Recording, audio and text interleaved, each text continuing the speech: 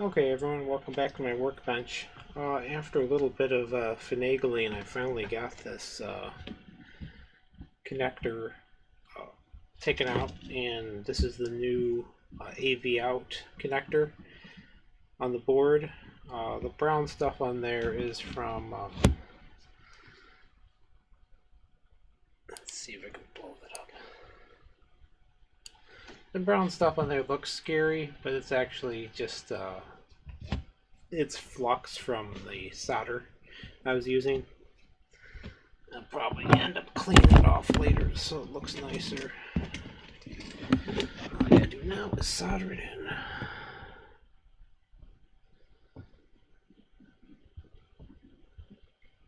This new one only has tabs up here, which is interesting.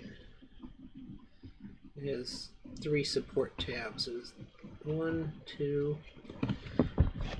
Should get enough heat on that one.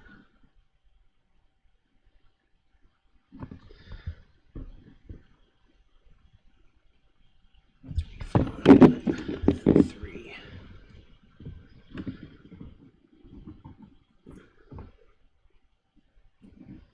I gotta apply a bit of heat just so because it's connected to a large, basically heat sink.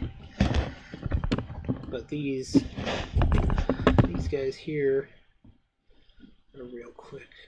Doesn't take much solder at all. So a little more of that one.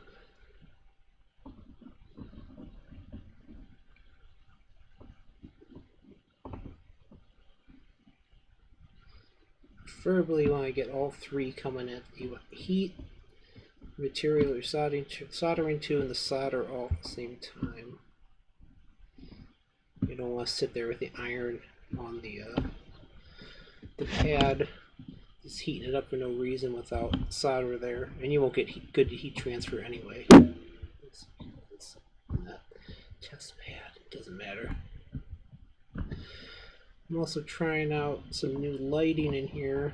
So I got 2 big umbrella lights going, and I'm also trying out the new lavalier microphone, which is on my shirt collar right now.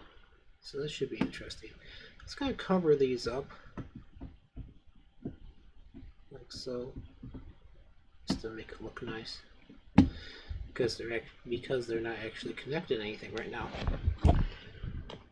Okay, and that takes care of that. I'll come through later with some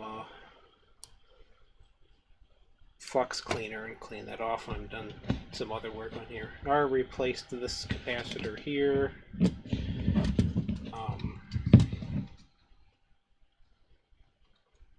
No, we'll scratch the screen. Oh well. It doesn't matter. It's gonna end up in the trash bin anyway. Alright. Let's see how hard it is to pluck these off. 100.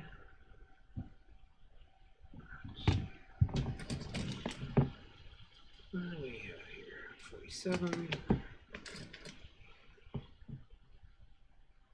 10.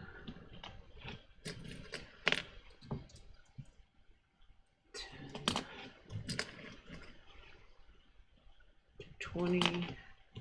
This is exciting watching, isn't it? Oh, in case you never noticed, that you'll see I probably wear a different watch every day. That's my other hobby, is watch collecting. Today I'm wearing the Casio digital. This one is, I like this one because it has a better luminescent backlight on it. The classic one is the 92 or 91W, I should say, and that one is not so great. See, 100. 1, 2, 3, 4. There's your 220 sitting over there. A bunch of 47s. Ah, yes, Sega and your love of capacitors. I got 6.3 volt 820. What's a big boy? Did I get one in this kit?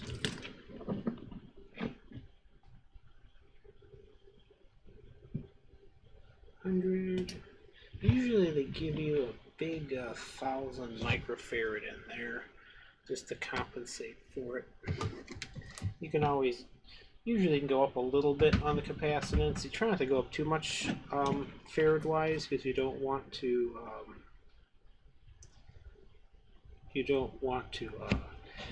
change the dynamics of the circuit, because there's something called an RC time constant, which, so if you change your C too much, you change the time constant of the circuit. I don't think I'm actually using that one much anymore, so I'm going to leave it. Okay, 100. Let's see how hard it is to take this out. It's actually been a little while since I've done a recap on one of these. Usually can just pop one end off. Come on, baby. Unfortunately, how these are made originally is they go through they get pasted to the board, and they go through what's called a reflow oven. So that's how they make it. So the reflow oven actually kind of looks like a large toaster oven, of all things. Oh, it's coming right up. Come on, you can come.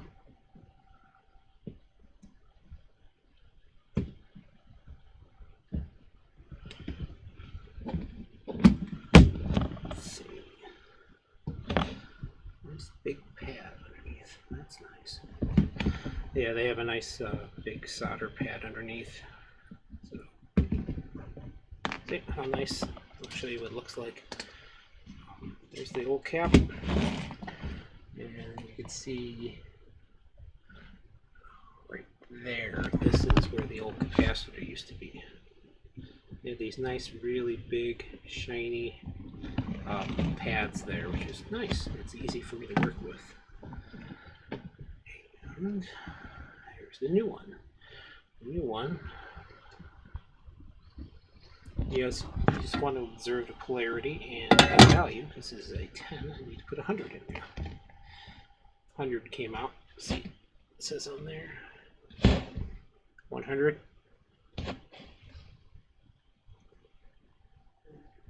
That's 100.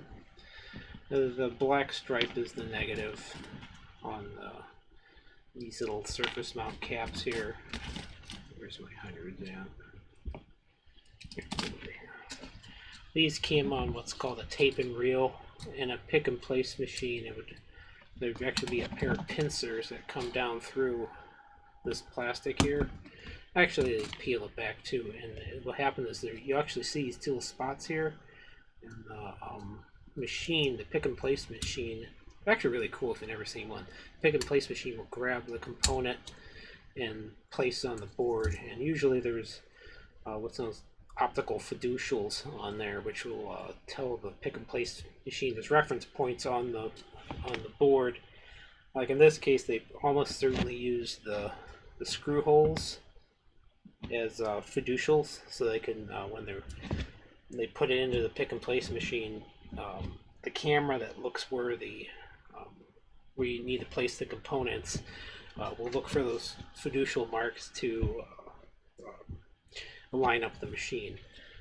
There's no crosshairs on here, so there's no fiducials, but you can see they put pluses everywhere in case a person needs to rework it, or sometimes they even have the camera system check to make sure the polarity is correct before you put the caps in.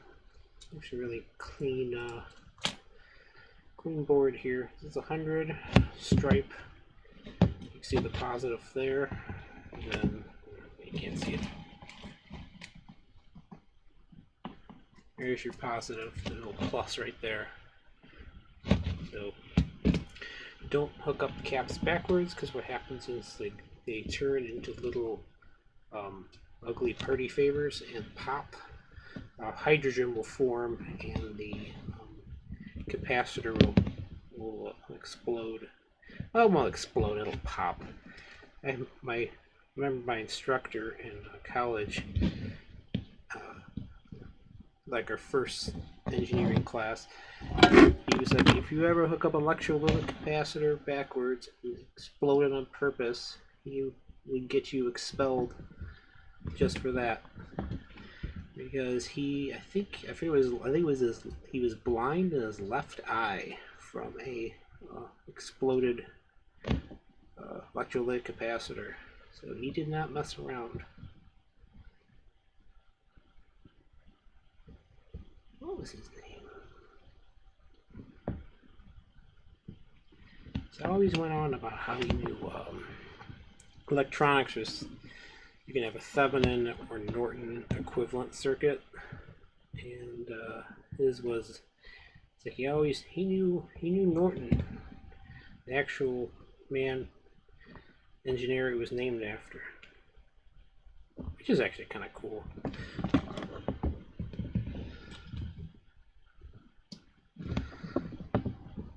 Make sure we get a good flow on that.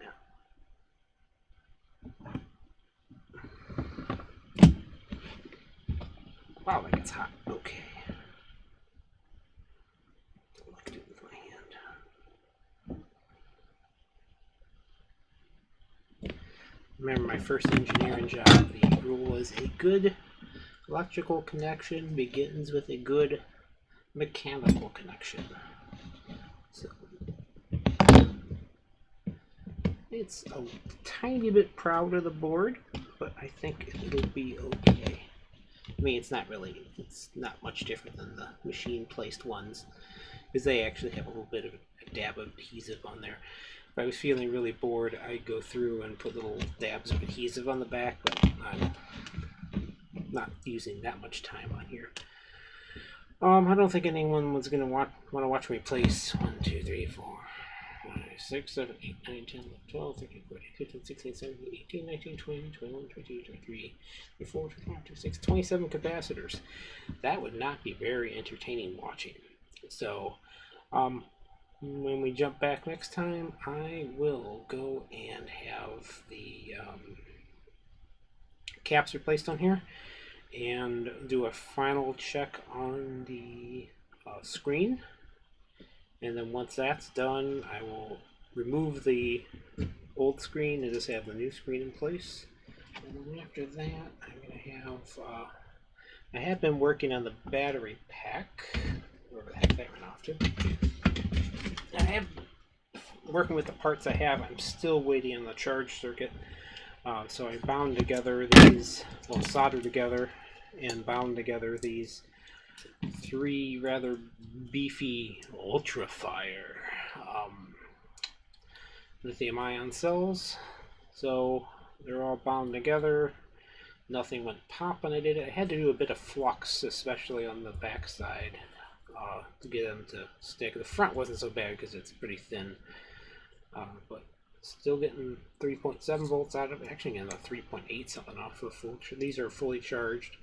Bound them together with Kapton tape and did a tiny bit of modification to the battery holder so far. So it's going to sit in here like so. And then the charging board will sit right around here. It's about this big. It'll sit right there. And it'll be kind of up towards this side. Where's this thing? There it is. So you can see, took out the old board from, and the electrical contacts came out and marked on there, so I know which one's which. And it's pretty close to fitting already. It's not going to take too much. And I have a little, I have an XY slide in a end mill, so I can slice down the plastic a little bit. You can see even now it's pretty darn close to fitting back together again. Once it's all put back together, you won't notice the jagged plastic quite as much, but I'll buff that a little bit before I'm done. But the only thing I'm going to have to remove is, let's see if we get the light properly. It's hard to see, but this, wow, this is really hard, the video. There's a plastic tab sitting here. Microscope better.